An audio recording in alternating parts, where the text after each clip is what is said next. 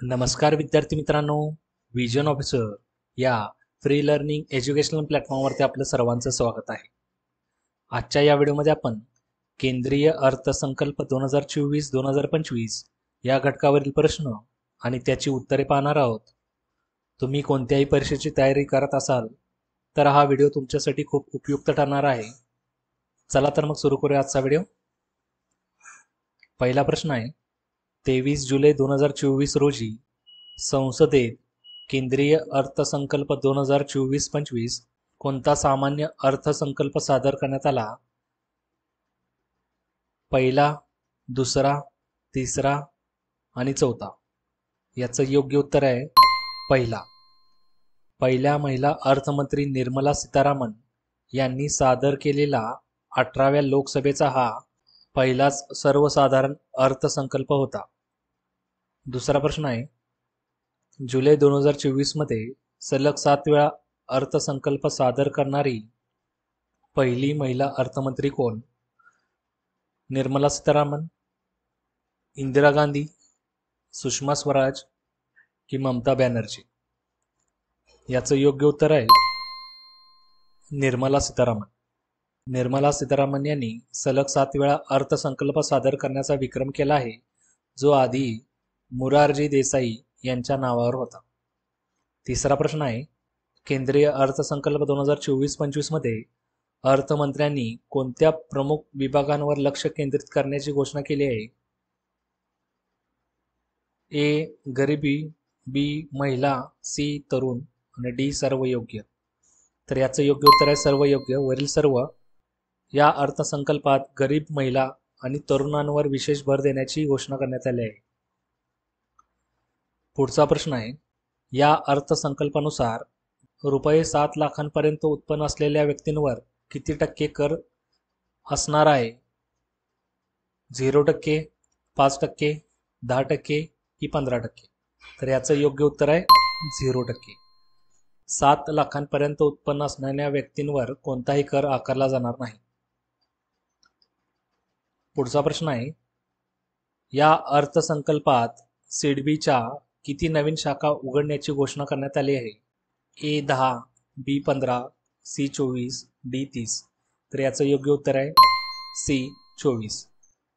सिडबी म्हणजे भारतीय लघु उद्योग विकास बँक, याच्या नवीन 24 शाखा उघडल्या जाणार आहेत याची घोषणा करण्यात आली आहे. पुढचा प्रश्न आहे, या अर्थसंकल्पानुसार पालक आणि पालकांच्या योगदानासाठी कोणती योजना सुरू करण्यात आली आहे? ए NPS वात्सल्य योजना, बी प्रधानमंत्री जनधन योजना, सी आयुष्मान भारत योजना का डी मुद्रा योजना? तर याचं योग्य उत्तर आहे NPS वात्सल्य योजना. ही योजना अल्पवयीन मुलांसाठी पालक आणि पालकांच्या योगदानासाठी सुरू करण्यात आली आहे. पुढचा प्रश्न आहे, या अर्थसंकल्पानुसार PM सूर्य घर बिजली योजनेअंतर्गत किती कोटी घरांना दरमहा 300 युनिट मोफत वीज दिली जाईल? ए 1 कोटी, बी 2 कोटी, सी 3 कोटी की डी 4 कोटी? तर याचं योग्य उत्तर आहे ए 1 कोटी. या योजनेअंतर्गत 1 कोटी घरांना दरमहा 300 युनिट मोफत वीज दिली जाणार आहे. पुढचा प्रश्न आहे, या अर्थसंकल्पानुसार 5 वर्षात पायाभूत सुविधांसाठी किती भांडवली खर्चाची तरतूद करण्यात आली आहे? ए 10 लाख कोटी, बी 15 लाख कोटी, सी 11 लाख कोटी की डी 20 लाख कोटी? तर याचं योग्य उत्तर आहे सी 11 लाख कोटी. पुढील 5 वर्षात पायाभूत सुविधांसाठी एकूण 11 लाख कोटी रुपयांची तरतूद करण्यात आली आहे. पुढचा प्रश्न आहे, या अर्थसंकल्पानुसार विदेशी कंपन्यांवरील कॉर्पोरेट कर 40% किती कमी करण्याची तरतूद करण्यात आली आहे? ए 30%, बी 35%, सी 25% का डी 20%? तर याचं योग्य उत्तर आहे बी 35%. परदेशी कंपन्यांवरील कॉर्पोरेट कर 40%वरून 35%पर्यंत कमी केला आहे. पुढचा प्रश्न आहे, या अर्थसंकल्पानुसार ई कॉमर्सवरील TDS दर 1% वरून किती कमी करण्यात आला आहे?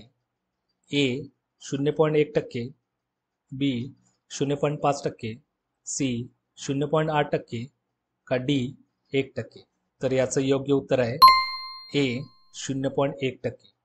ई कॉमर्सवरील TDS दर 1%वरून 0.1% एवढा करण्यात आला आहे. पुढचा प्रश्न आहे, या केंद्रीय अर्थसंकल्प 2024 मध्ये रेल्वे क्षेत्रासाठी किती रकमेची तरतूद करण्यात आली आहे? ए 2.4 लाख कोटी, बी 3.1 लाख कोटी, सी 1.8 लाख कोटी का डी 4.2 लाख कोटी. तर याचं योग्य उत्तर आहे पर्याय ए 2.4 लाख कोटी. पुढचा प्रश्न आहे, या अर्थसंकल्पात कोणत्या योजनेअंतर्गत ग्रामीण भागात इंटरनेट कनेक्टिव्हिटी वाढवण्यासाठी विशेष तरतूद करण्यात आली आहे? ए भारत नेट योजना, बी डिजिटल इंडिया योजना, सी ग्रामीण दळणवळण योजना का डी प्रधानमंत्री ग्राम सडक योजना. तर याचं योग्य उत्तर आहे ए भारत नेट योजना. पुढचा प्रश्न आहे, या अर्थसंकल्पात शेतकऱ्यांसाठी कोणती नवीन योजना आणली आहे की जी त्यांना कृषी उपकरणे खरेदी करण्यास मदत करेल? ए कृषी समृद्धी योजना, बी किसान विकास योजना, सी पंतप्रधान कृषी उपकरण योजना का डी कृषी मित्र योजना. तर याचं योग्य उत्तर आहे सी पंतप्रधान कृषी उपकरण योजना.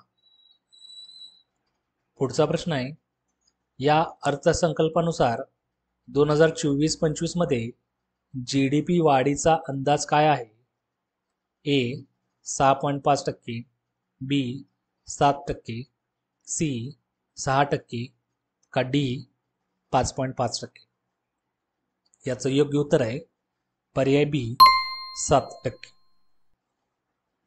पुढचा प्रश्न आहे, केंद्रीय अर्थसंकल्प 2024 मध्ये संरक्षण क्षेत्रासाठी एकूण किती निधीची तरतूद करण्यात आली आहे?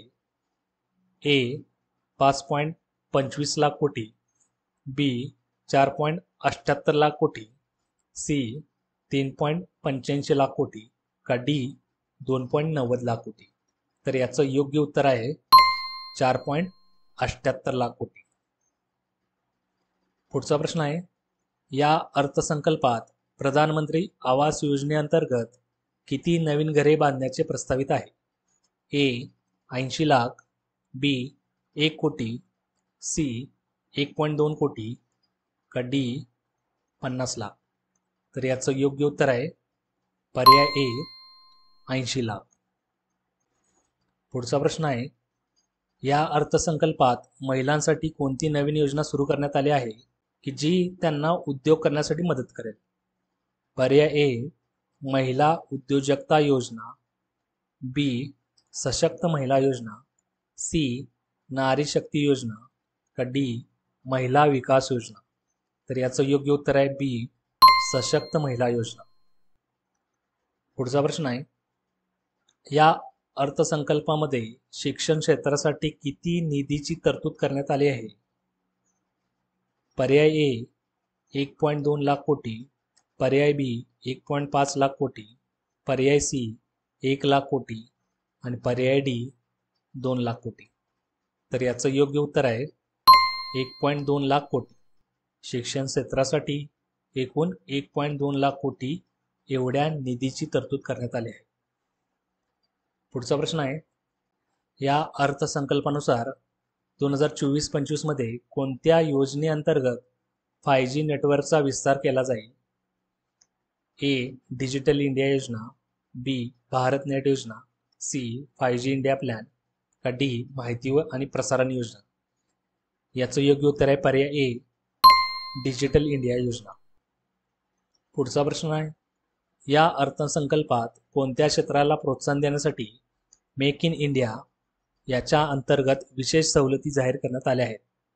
ए इलेक्ट्रॉनिक्स, बी शेती, सी संरक्षण उत्पादन का डी आरोग्य.